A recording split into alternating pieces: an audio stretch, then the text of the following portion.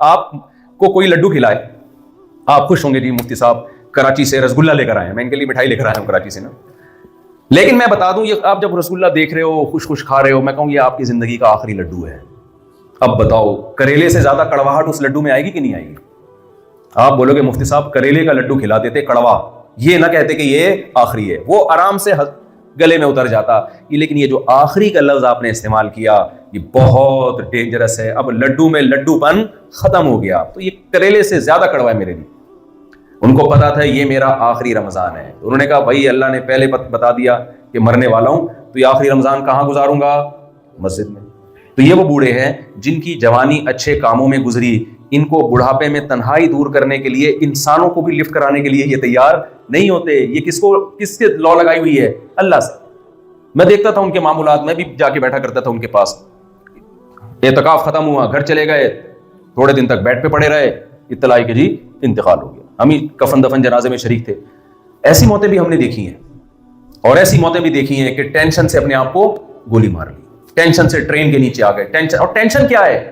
کمال کی بات ہے, کھا رہے ہیں پی رہے ہیں, رہنے کے لیے چھت میسر ہے, پھر بھی ٹینشن ہے. مجھے ایک صاحب کہنے لگے یہاں جو لوگ ہیں نا وہ اپنے آپ کو غریب سمجھتے ہیں. میں نے کہا جاپان میں رہ کے بھی غریب سمجھتے ہیں یہاں کے جاپانی؟ کہتے ہیں بھائی ان کا جو اسٹینڈرڈ ہے نا, یہ چاہتے ہیں اس خاص اسٹینڈرڈ کی ہمیں زندگی ملے. جب تک وہ نہیں ملے گی تو ہر آدمی اپنے آپ کو کیا سمجھتا ہے؟ غریب. میں نے کہا یہ تو ہمیں آگے دیکھے, تو ہمیں دیکھے نا وہاں کے ہمارے پاکستانیوں کو, تو یہ تو ہمیں دیکھ کے خودکشی کر لیں. کتنے لوگ فٹ پاتھ پہ سوتے ہیں, کیسے مزے سے خراٹے لے کے سو رہے ہوتے ہیں. میں ایک بندہ تھا جاننے والا, وہ ٹھیلا لگاتا تھا سبزی کا.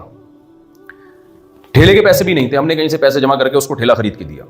میں دیکھتا تھا رات کو سوتا ہے ٹھیلے پر, اور سارا دن سبزی بیچے گا, رات کو سوئے گا خراٹے لے کے اسی ٹھیلے کے اوپر, اور اتنا خوش. جب آپ ملو گے, پنجاب میں مشہور ہے نا کیا کہتے ہیں جگت بازیاں, جگتیں لگاتا تھا بیٹھ کے. میں نے کہا یار اس کے پاؤں میں چپل نہیں ہے, ٹھیلا ہے, اسی پہ لائف کو کیا کر رہا ہے. وہ سمجھتا تھا میں بہت بڑا مالدار ہوں. ہمارے شیخ حضرت مفتی رشید احمد صاحب رحمہ اللہ تعالیٰ ایک دفعہ راستہ بھول گئے اندرون سندھ. کہیں پہلے گھوڑوں پہ بھی سفر ہوتا تھا, حضرت کو شوق تھا گھوڑے پہ سفر کا, بہت پرانی بات ہے, میرے خیال آج سے 70-80 سال پرانی بات. تو کہتے ہیں میں راستہ بھول گیا, مغرب کا ٹائم ہونے لگا, تو ایک ریگستان میں نا مجھے ایک جھونپڑا نظر آیا. سندھ کے کوئی سندھی تھے, ان کا جھونپڑی تھی وہ. کہتے ہیں میں نے کہا رات یہاں گزارنی پڑے گی, اندھیرے میں کہاں جاؤں گا. تو مجھے ڈر ہوا کہ یہ بیچارہ پہلے ہی جھونپڑے میں رہتا ہے, غریب ہے, مہمان دیکھ کے بے ہوش نہ ہو جائے کہ یار یہ میں کہاں اس مہمان کو سلاؤں گا اور کیا کھلاؤں گا, میں خود اتنا غریب. فرماتے ہیں جب میں اس کے ایک جھونپڑے کے قریب گیا تو اس کی کل کائنات ایک گدھا, جو اتنا سکڑا ہوا گدھا تھا کہ اس کی پچھلی دونوں ٹانگیں گھٹنے ملے ہوئے تھے. جب کیلشیم کی کمی ہوتی ہے تو گھٹنے کیا ہو جاتے ہیں, مل جاتے ہیں نا, ایسے گھٹنے ملے. کہہ رہے میں جب اس کے گھر گیا, میں نے پوچھا سائیں, حضرت کو سندھی بہت اچھی آتی تھی, تو کہنے لگے سندھی میں حضرت نے اس سے پوچھا کہ سائیں میں ایک رات گزار سکتا ہوں؟